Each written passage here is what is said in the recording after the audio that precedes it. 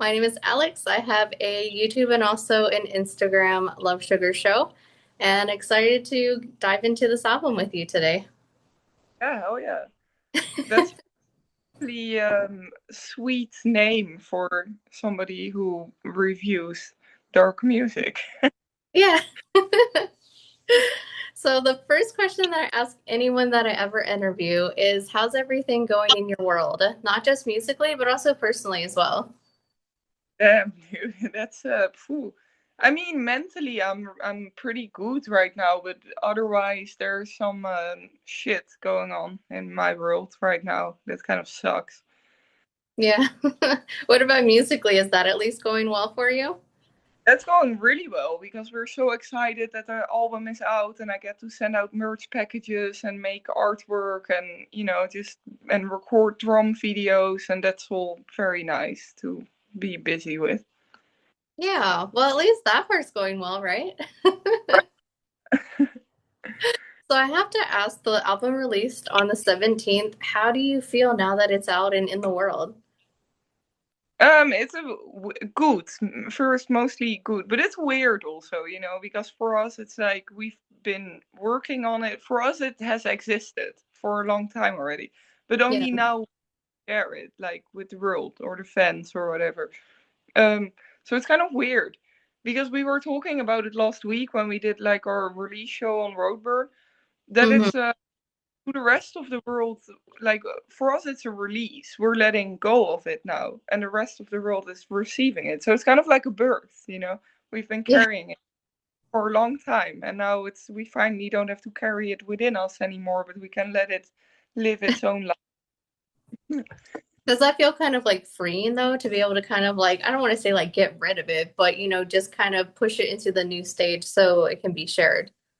Yeah, exactly that. Yeah, like pushing it into the new stage. And I also immediately feel more clearer and more space to work and focus on what comes next in terms of Hmm. music or other steps. And I know you mentioned like doing like art and stuff for the band. Did you have like, are you doing like the album covers or like what part of it are you Uh, contributing?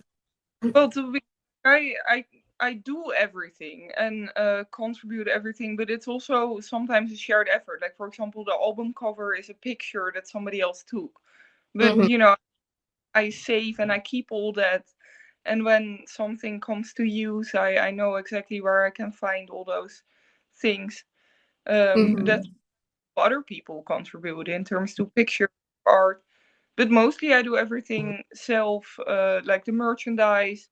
Although sometimes it's also a picture of my basis that I end up using or reworking in a way to incorporate it in the merch that I'm working on.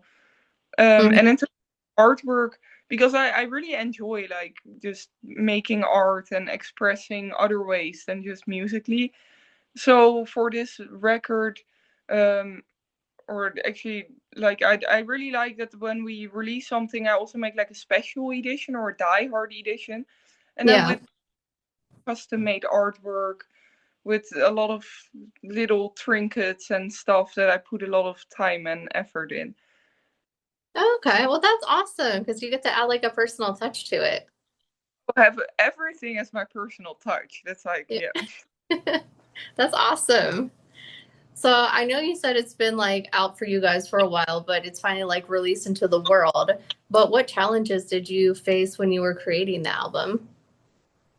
Creating it did not come with a lot of challenges, to be honest, because we never even like consciously decided like, all right, next album, let's do it. Which is Yeah. the whole how I came, how we came together with these guys, and I basically just asked them as a session job for a tour. But then we found out we had such a personal, musical, but also creative click that according to the demos I had, it just started rolling. And by the end of the tour, we had pretty much the whole album in big lines, like in the groundwork ready. And then the process started to really refining it, like turning those demos and those ideas into set in stone songs. Mm-hmm. But so that process was really smooth, organic, and just nice also with these guys. And then actually the struggle, or I would say delay or something. I don't know, but was finding the right studio and place to record it. But then eventually, Hmm. a studio where we eventually recorded it, and then we just let the process evolve and guide us in a way. Okay. Did it like take a little bit of time to find a studio, or was that like a smooth process as well? Yeah, no, it was that was the biggest, I would say, struggle to find the right place and the right person to record this what we wanted to do. Okay. Well, that's not too bad, especially in creating a whole album when the album comes together and the only thing you have to worry about is just the recording studio. So I go ahead. Oh, sorry. I just wanted to say it's still hard work, right? Like it's not something you can just like not think about and it happens. But it's still something you have to consciously work on and be busy with every day. And whenever there's inspiration or energy, you put it towards the album. But it felt right to do it. So that's how I say it, with less struggle than it maybe was. But Yeah. And I know this album is like a self-titled album. If it wouldn't have been a self-titled album, what do you think you would have chosen for the title? driven by death. That was the main um, yeah, like sentence and words for this album. Mm-hmm. And driven by death is still kind of the alternative title to it, the opening track and the kind of slogan and on the front and stuff. But just making it self-titled felt like such a logical and strong uh almost statement to make that we ended Yeah. up going. But definitely driven by death, that captures everything. Did you like have a challenge trying to figure out if you were gonna do like a self-titled album or if you were just gonna like actually call it something else? I never even thought of it, to be honest, but I do remember exactly the moment it happened and we made that, like, cut the cords on, or cut the rope on that decision. Because for me it was like driven by death, right? I was like, are we Yeah. gonna call it by death or like some of these other ideas I have? And we were in the studio, like probably in the middle of recording the third or the fourth song or something, just having a Mhm. break house, and I was like, what are we gonna call it actually? Like driven by death or just like something else that I have maybe. And then both the guys, like RMP, they just kind of looked at each other and they looked at me. They were like, why aren't we making it self-titled? And I was like, self-titled? That's weird. Why would we do that? And then I was like, then they also said like, well, like, and then we talked about it, and then very quickly I was like, yeah, why wouldn't we do that? And then they that idea in my head and they spoke out as an actual realistic option. The three of us couldn't drop that anymore. And it was like, yeah, let's, like, why not do that? We can't think actually of anything that feels better and stronger than to make it self-titled. So That's awesome. So at first you're like, no, why would we do that? And they're like, you know what? Yeah, let's do it. yeah, They had a good argument then, huh? right.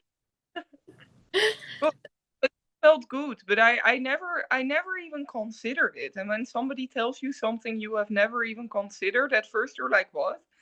Yeah. But then it was a good idea actually. So Well, that's awesome. So how long would you say did this album take to complete, like from start to finish? um I guess I can kind of pinpoint it. I always have difficult answering those things because for me it's like an ongoing process that maybe could have started at the moment you were born, like Yeah. what art eventually could be something that happened when you were 5 or something, or 12 or 4 years ago. But I can kind of pinpoint it in a way that I finished the first demo for the first song, which Mm. was Vlaams, the closing track. I finished that in December of 2023. Oh, And wow. then, yeah, and then I sent that to P, and then it kind of evolved, and we wrote another song. Then we did that whole tour, and we finished that tour in May of 2024. And I would say in the summer of 2024, we kind of finalized the rest of the songs and ideas we had. And then it was in 2025 that we went into the studio to record it up Oh, until wow. got released. So you must feel really like excited because I mean that's like a few years ago in the making and now it's like finally out. So I do want to ask, since it has been a little bit ago, I'm sure you've definitely listened to the album a few times to say the least. Is there anything that you would change? Like if you could go back and make like any sort of changes to it? It, I would change everything. Like, and I don't really struggle listening to it because I, I. It's not that I hate it or that I think that everything is wrong or something. I'm really, I would say, proud of it and happy with how it came together and that I got to do this with these guys and share it with the world. But it's also a very um, in the moment recording, right? Like we Hmm. record live together in one room, so it's a very it pictured that moment. And nowadays, almost a year later, things have changed and I have evolved also about certain, I don't know, drum technique or vocal sounds or energy together now that we've played the songs even more. So Hmm. if we would record it today, there are so many things I would do differently. But what you hear on the album is just a recording of that moment. Yeah. So I don't I don't put it on and listen to it myself. so when you play the song live, do you play them like it's in the album or do you like change it a little bit since things have changed with you musically? No, I guess everything is still pretty much the same. And also this is kind of how it came to be because we played a lot of these songs already on a 35-day tour and on some following shows. We were Hmm. basically writing the songs when we were on that tour. So, and how cool is it that you can write something, then play it for an audience, give each other immediate feedback, see how the audience responds, work that into your song and try it again the next day. You know, Yeah. best way to go. And unfortunately, if you get to be a bit bigger band, you can't do that anymore because people will actually steal your ideas and you cannot spoil anything you haven't released yet. But luckily, we were and hopefully are still for a little bit on a level that we can get away with that and do that because that's really our process. So I would say that the songs on the album are actually the way they are because we played them live a lot. And to this day, they are still like that. Well, that's awesome. It's really cool that you can do that. I feel like touring would be stressful enough, versus adding in, hey, let's create this album on accident while we're on tour. So, Yeah, it comes secondary, because it is already stressful enough, and there are so many things to worry and think about. But if yeah, you have a nice group of people around you and your shit together in a way, things apparently run smoothly enough that there is room for that creative energy too. well, that's awesome. Yeah. So, I know that they were done on tour, but are there any songs that you like maybe you created or thought about on the tour, but they got left out because you just couldn't put them together or just didn't vibe with the sound? Yeah, fair enough. And I would like little side note. It's not everything was done on the tour. Like the last two songs, Vlaamse Vloek and Devil's Stone, they were written before the tour. But like every day we played a show, they came together more and more. And Hmm. then some of the other ideas and groundworks for the other songs came to be and were born on that tour. But then Hmm. actually demos and making them into full blown songs and album happened also after that tour, of course. But actually, we did have a really big idea on tour that we didn't end up using on this album. Because on that tour specifically with Marduk, and the Marduk guitarist, his name is Morgan, is a Hmm. really inspiring and interesting person to talk to about music mostly. And then, sitting in a tour bus at night with some whiskey, and he just shows us so many music, like from Swedish folk singers to some underground black metal band to some really cool and famous shit that he's like, why do you not know this? Or like 80s hair metal. And then Yeah. he stories like, I was there when I was 12 years old. I've seen them live. Oh, I've heard that when I was that year old. Oh, I've met him when I was. So it's really cool and interesting. So we get a lot of inspiration from that. But he came up with a Swedish folk singer that was born in Holland. So that guy speaks Dutch too, and he made a song that was really cool, and I was so inspired by it in Dutch too. He showed us the Dutch version, Oh, and we wow. drank a little bit of whiskey. I went to my guitarist and bassist, and I said to them, "Learn this song right now. We're playing it tomorrow." And they were like, "What the fuck? Oh wait, okay, you're a little bit drunk, so never mind." I woke up and they were like, "So, do you actually want us to play that song tonight?" And I was like, "Yeah, no, fuck that. But I do want to do something with that song. Like, we're gonna make a cover of that." And it didn't end up on the album. So that's actually a next plan to do some kind of EP where we do some of those crazy, cool discoveries with maybe some guests like from other bands, and then we just Hmm. do EP with those songs. That's awesome. So it sounds like whiskey is like helps your creative process get going. Well, it doesn't it doesn't help me at all. But if something happens that is a creative trigger, it gets I get in a state of mind where I'm like, we're doing this today. But that's so in a way it's like making me unrealistically enthusiastic about things. And then the next day when things sober up, it's like the creative ideas still linger, but not fueled by the enthusiasm of the whiskey anymore. Yeah. So for anyone discovering the band for the first time, how would you describe this album and your sound to them? Death. If you're struggling with life and you seek comfort in death, then this album could be for you. Would you also say it's like maybe some acceptance of just like this is just how life is? Like you get to have fun and then eventually fun has to stop at some point. Yeah, yeah, definitely. It's all about self acceptance, self awareness, taking responsibility, and yeah, also that it's okay to struggle with life and have certain feelings towards death or be more attracted towards death than life. But also that, yeah, you need to discover that within yourself or the things from the outside that trigger that for you, and then find a way to work with it if you Mhm. to keep on living, because death is just the ultimate end, and that's Yeah. also an option, but it's what awaits us all in the end. So the time in between, you can just see it as like an adventure or a video game that will eventually end with death, and you can do that sooner than later, or you can kind of wait it out.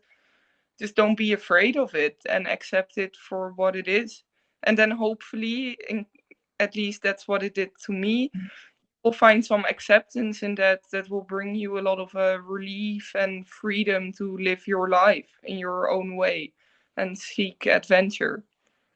Yeah, for sure. And that can also mean the stop of something and the beginning of something new. So it's always, you always have to see, I guess, both sides too. So I really Yeah, like. death does not only have to mean like your physical death or the end of your physical existence. Death can also mean the death of your old self, the death of a toxic relationship. There's many things that you can let die in your life, or that maybe from outside influences or situations in your life, maybe a part of you dies. But Mhm. then that, yeah, if you turn that around and make it the beginning of something new, that's very empowering. For sure. So I do have one last question here for you. Is there anything that you'd like to say to any previous fans, anyone who's interested in listening to the album, or just really anything about the album in general? Yeah, I hope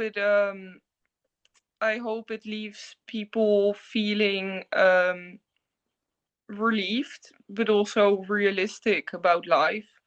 And I know what it means to me. I know what it does for me. I cannot fill that in for other people. But if there's Mhm.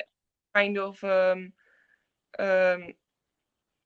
I struggle to find the correct English words for that to say it really poetically nice. But if there's anything in the album that's for you, I hope you will find it and it will reach you. But then it's also up to you to do something with that and figure out what it is that is touching you or reaching you. Yeah. I hope to inspire or give hope or just understanding. If you really only feel the darkness and the death, then at least maybe it helps to know that you're not alone in that. Yeah, for sure. I think sometimes people need that because I think it's very empowering to know that you're not alone in the world. Yeah, that's what black metal did for me. That's how I came into this whole subgenre of heavy music, and kind of how it saved me and my physical life at some point. And now to be able to return that favor kind of to humanity and the black metal community is something that I'm very honored to be able to do. Well, that's awesome. And the awesome thing that's even better is anyone watching this interview, you don't have to wait for the album. It's already out, so I'll leave all the links below. And it's released on the 17th. It is a self-titled album, in case you did miss that. And I listened to it the other day. I think it's really like kick-ass. I really enjoyed it. And yeah, thank you so much for taking your time for doing this interview and creating such a great album.